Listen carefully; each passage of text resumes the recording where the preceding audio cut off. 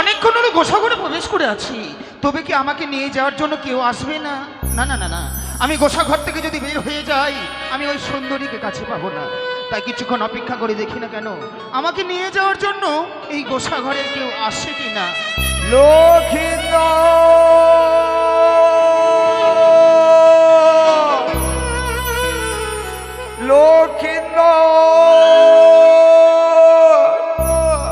কই সাড়া দিচ্ছে না কেন? তবে কি আমি লক্ষিন্দরকে খুঁজে পাবো না? যাকেই বলি তোমরা আমার লক্ষিন্দরকে দেখেছো, সবাই যেন আঙ্গুল তুলে বলে দেয় ও রাজপ্রাসাদের দিকে গেছে। না না, এই রাজপ্রাসাদটা আমি একটু ভালো করে খুঁজে দেখি না কেন? একই দেখতে পাচ্ছি এই গোসা ঘরের দরজা বন্ধ কেন? না না, আমার জানবার আছে এই গোসা ঘরে কে? এই তো মনে হয় মন্ত্রী দাদুর কণ্ঠস্বর, আমাকে এক্ষুনি সাড়া দিতে হবে। কে? দাদু নাকি? লক্ষিন্দর, কি করেছিস? এই নোংরা ঘরটিতে প্রবেশ করেছিস? ছি ছি দাদু, বেরিয়ে আয়। এই নোংরা ঘরে কেন প্রবেশ করেছিস? দাঁড়াও দাদু, আমি বের হতে পারি, কিন্তু বের হওয়ার আগে তোমাকে যে আমার সঙ্গে 3 সত্য অঙ্গীকার করতে হবে। লক্ষিন্দর, হ্যাঁ দাদু, হ্যাঁ। যে কথা কোনোদিন জীবনে বলিসনি, আজকে কেন অমন করে বলছিস? আর বলবি না কেন? আমি তোদের বাড়ির চাকর ভিত্ত, তাই তো আমাকে সত্য করতে বলছিস? না দাদু, আমার যে তোমার কাছে কিছু চাওয়ার আছে, সেই কারণে আমি তোমাকে 3 সত্য অঙ্গীকার করতে বলছি দাদু। আজ সত্য না করলে এই গোসা ঘর থেকে বেরাবি না? না। বেশ দাদু, তবে বলো 1 সত্য, 2 সত্য, সত্য 3 বার। 1 সত্য, 2 সত্য, সত্য 3 বার। দাদু ভাই যাহা বলিবি পালিবি শতবার। দাদু ভাই, তুমি যাহা বলিবি পালিব শতবার। বেশ দাদু। আয় দাদু, বেরিয়ে আয়। আমি এক্ষুনি দরজা খুলে দিচ্ছি। কি দাদু ভাই, ওরে তোর চাঁদ বদনে শুকিয়ে গেছি। কেন তুই এই নোংরা ঘরে প্রবেশ করেছিলি? ওরে জানিস, তোকে দেখতে না পেয়ে মা যে কেঁদে বড় ব্যাকুল হয়ে গেছে রে। সত্যি দাদু, মা তো আমার জন্য চিন্তিত, কিন্তু আমি তোমার কাছে কি চাই জানো? বেশ দাদু, রাস্তা চলবো আর তোর মনের কথা তুই উজাড় করে বলবি, কেমন? ও গো শোনো শোনো,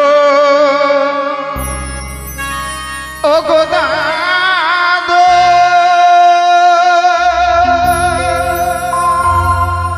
ও গো দাদু, বলি যে তোমারে, বল না বল। আমি স্কুলে আর যাব না গো। আরে ও গো দাদু, হ্যাঁ, তুমি জানাবে পিতাকে। মানে তুই স্কুল যাবি না? আমি স্কুলে আর যাব না গো দাদু, জানাবে পিতাকে।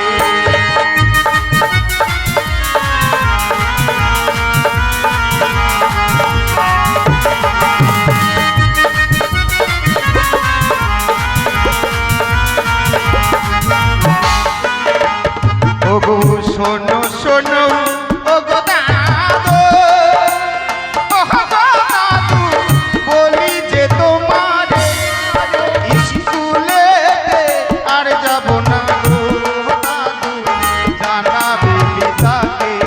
আমি স্কুলে আর যাব না গো দাদু, জানাবে পিতাকে।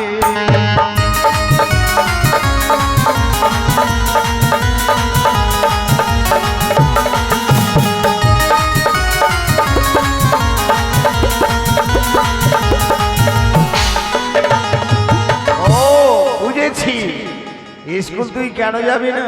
কেন? তার কারণ জাতিতে তোরা বর্ণি। হ্যাঁ, তাই আমি ভেবেছি লেখাপড়া ছেড়ে দিয়ে হয়তো কোনো ব্যবসা বাণিজ্যে মেতে যাবি। কিন্তু আমি ব্যবসা না না না না, তাহলে আমি স্কুলে কেন যেতে চাইছি না জানো? কেন? ওই না স্কুলেরও লেখাপড়া, ও দাদু ভালো যে লাগে না লেখাপড়ায়, ও গো দাদু আমার মন যে বসে না। ওই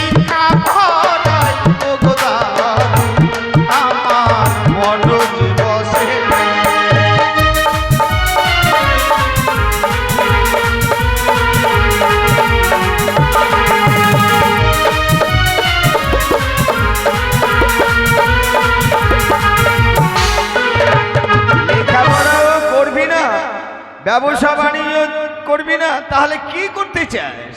লেখাপড়া ছেড়ে দাদু, ও গো দাদু, বিয়ে আমি বিয়ে করব, ইস, আমি বিয়ে করব। ছি ছি, সন্তান ভাই শোন, অমন করতে নেই। জানিস বিয়েটা না একেবারে নোংরা জিনিস। নোংরা জিনিস? এই আমার দিকে চেয়ে দে, আমার চুল পেকেছে, দাঁত নড়েছে, আজ অব্দি আমি বিয়ে করিনি, বিশ্বাস কর। কিন্তু তুমি বিয়ে করোনি বলে আমিও করব না। তাই বলছি বিয়েটা একেবারে নোংরা জিনিস, বিয়ে করিস না। কিন্তু বিয়ে না দিলে কি করবো জানো? কি করবি? বিয়ে যদি না দাও দাদু গো, আমি প্রাণে মারা যাব। না না না, বিয়ে যদি না দাও দাদু গো, আমি প্রাণে মারা যাব।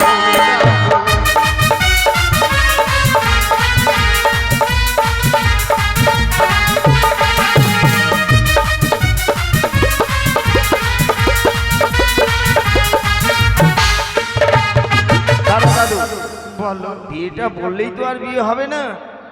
তবে শোন দাদু, বিয়ের কথা আমি তোর বিয়ে দিতে পারবো না। তাই জানিস দাদু, তুই যখন আমায় বলেছিস আর আমি যখন তোর সঙ্গে সত্য করেছি, হ্যাঁ, জানা তুই মায়ের সঙ্গে দেখা কর, আর তোর বিয়ের কথাটা আমি তোর বাবাকে গিয়ে বলি।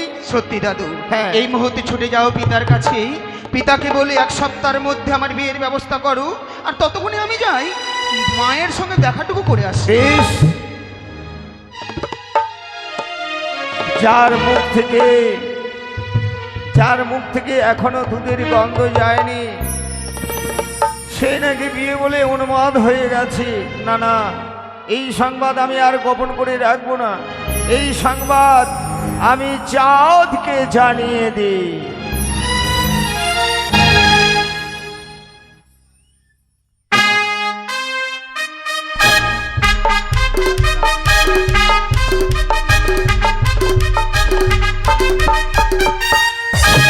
একমাত্র সন্তান আমার দুর্লভ লক্ষিন্দর দিনের পর দিন বড় হতে চলেছে। তাই লক্ষিন্দরকে নিয়ে আমার বড় স্বপ্ন, আর স্বপ্নকে সত্যি করবার জন্য লক্ষিন্দরকে ভর্তি করেছি আমি আমার চম্পকনগরের বাল্য পাঠশালায়। সিদ্ধান্ত নিয়েছি লক্ষিন্দরকে শিক্ষায় উত্তীর্ণ করে আমার বর্তমানে লক্ষিন্দরকে করব আমার চম্পকনগরের উত্তরাধিকারী। সব আশাই যে ব্যর্থ হয়ে গেল চাঁদ, সব আশাই ব্যর্থ হয়ে গেল। কি হ্যাঁ আশা ব্যর্থ মানে? হ্যাঁ চাঁদ, আপনি মলিন বদনে কি বলতে চাইছেন? আপনি আমি বলার জন্য এসেছি চাঁদ। কি আশা আমার ব্যর্থ হয়ে গেছে?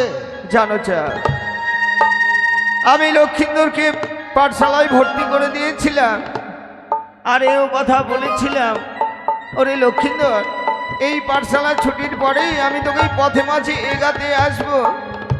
তাই আমার যেতে দেরি হয়েছে বলে ওই গোসা ঘরে প্রবেশ করেছি। কি? হ্যাঁ আমার লক্ষিন্দর ওই নোংরা গোসা ঘরে প্রবেশ করেছে? হ্যাঁ চাঁদ, কিসের অভাবে, কিসের তাড়নায় প্রবেশ করেছে ওই নোংরা গোসা ঘরে? আমি বললাম, চম্পলার চারদিক তন্ন তন্ন করে খুঁজতে খুঁজতে লক্ষিন্দরকে আমি গোসা ঘরে পেলাম। আমি বললাম, দাদু ভাই বেরিয়ে আয়। আমায় বলল, দাদু আর যদি আমার সঙ্গে সত্য না করো তাহলে আমি গোসা ঘরে শুকিয়ে শুকিয়ে না খেয়ে মারা যাবো। তো ভালো, কোনোদিন ওই রাজপ্রাসাদে ফিরে যাব না। তাই আমি সত্য করতে বাধ্য হলাম।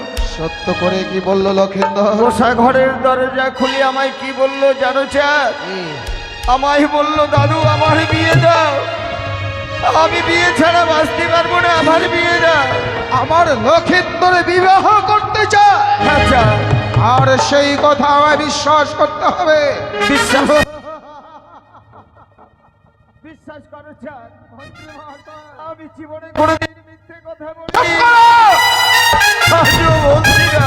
যার মুখ থেকে এখনো দুধের গন্ধ চায়নি, সে আবার দুধের পালক বিয়ে করতে চাই, আর আমাকে সেই কথাটুকু বিশ্বাস করতে হবে। বিশ্বাস করো চাঁদ, এখনো নয়, এখন আমি বুঝতে পারছি যে আমার লক্ষিন্দরের বিয়ের জন্য উত্তেজনা হয়নি, উত্তেজনা হয়ে পড়েছেন, বরং আপনি হয়তো চাইছেন আমার লক্ষিন্দরের বিবাহ দিয়ে লক্ষিন্দরকে আমার বক্ষ মাস থেকে কেড়ে নিতে। আর আপনি একটা বিশ্বাসঘাতক, আমি বিশ্বাস করি আপনি প্রতারক, আমি প্রতারক। বেঈমান। আর বিশ্বাসঘাতক বেঈমানে আমার প্রাসাদে কোনো স্থান নেই। এই মুহূর্তে আপনি আমার প্রাসাদ পরিত্যাগ করো।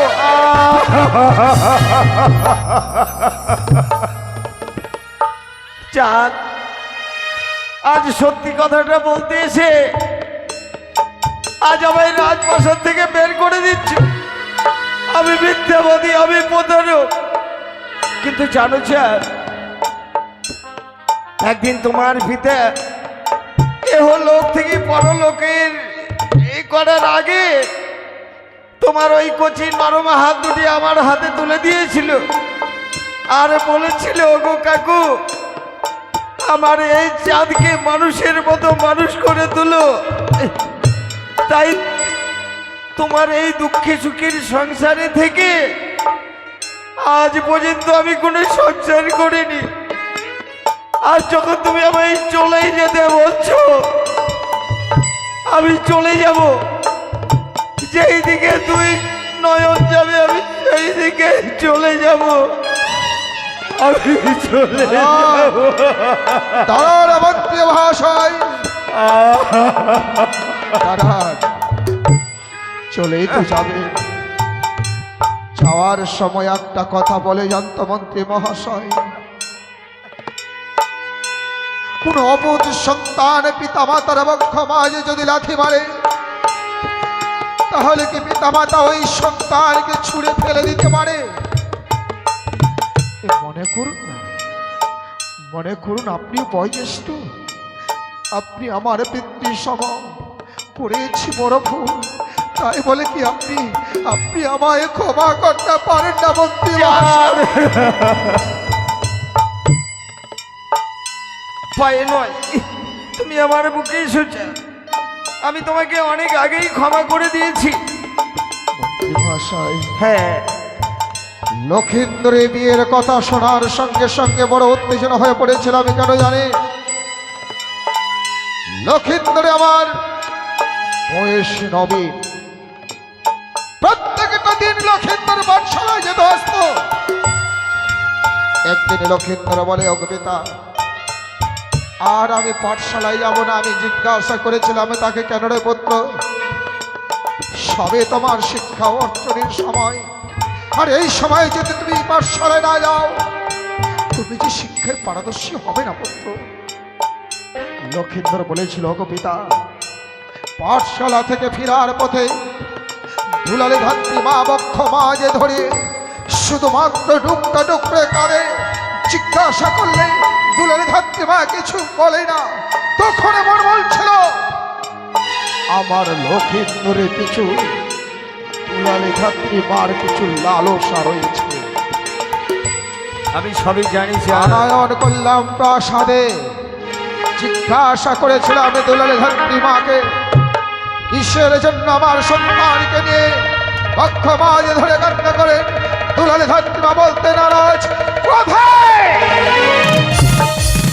ক্রোধের বেশি দুলালে ধাত্রী মাকে ব্যক্তঘাতের আদেশ করে, আর সে ব্যক্তঘাত সহ্য না করতে পেরে দুলালে ধাত্রী মা কাঁদতে কাঁদতে বলেছিল, বাবা চাঁদ, দ্বাদশ বছরের মধ্যে তোমার সন্তানকে যদি বিবাহ দাও, মরবে লক্ষিন্দর বিয়ের ওই বাসর ঘরে পদ্মার কাল সাপে। চাঁদ, আমি সবই জানি, তবে আমার মন কি বলছি তা জানো? তোমার সহিত রইয়া আছে ওই মনসার বাদ বিসম্বাদ। না জানি হয়তো মনসা ওই লক্ষিন্দরের পিছনে ধাই করেছে। তবে তাই যদি হয় মন্ত্রী মহাশয়, হ্যাঁ, আপনি আমার পিতার আমল থেকে মন্ত্রিত্ব করে এসেছেন। আমি জানি যত বিপদের সম্মুখীন হয়েছিলাম আমি, সমস্ত বিপদ আপনি আমায় উদ্ধার করেছেন। এই বিপদ থেকেও আপনাকে আমায় উদ্ধার করতে হবে। এমন একটা যুক্তি বার করুন যেন আপনার যুক্তি মতো আমার লক্ষিন্দর বিয়ের কথা তার মন থেকে বিস্মরণ হয়ে যায়। বেশ, জানো চাঁদ, আমি লৌকিক মুখে শুনেছি ওই উড়িষ্যার কটক শহরে নাকি স্বর্ণ গিরিবাজ বাটুল পাওয়া যায়, স্বর্ণ বাটুল পাওয়া যায়। আমার মনে বলছে সেই বাটুলটি তার হাতে তুলে দিলে হয়তো বিয়ে বলে একেবারে বিস্মরণ হয়ে যাবে।